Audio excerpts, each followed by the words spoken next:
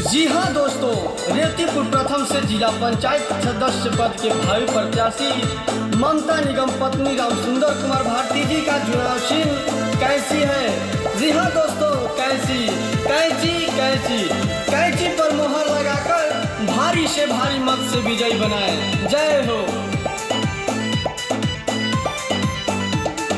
मारो मोहर सन से कैंची के निशान पे, मारो मोहर सन से कैंची के निशान पे,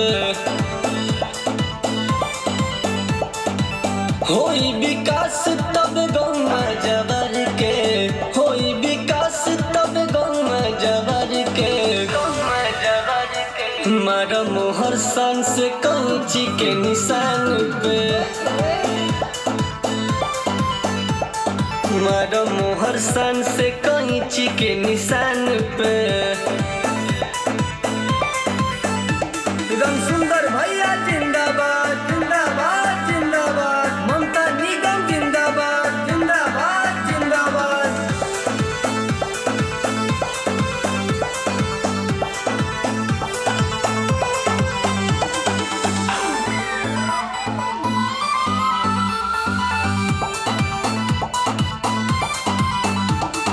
मनवा के अच्छा है ममता निगम, दिलवा के सच्चा रंग सुंदर हो, मिलल बमौका जीतई है इनके, देखे में गाँव लगी सुंदर हो।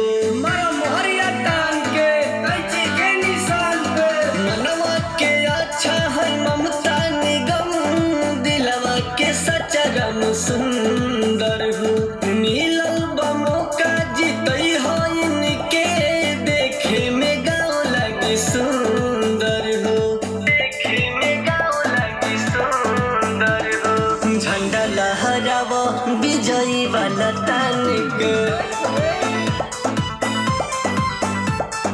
मारो मोहर सन से कैंची के निशान पे, मारो मोहरिया टांग के कैंची के निशान पे, मारो मोहरिया टांग के कैंची के निशान पे।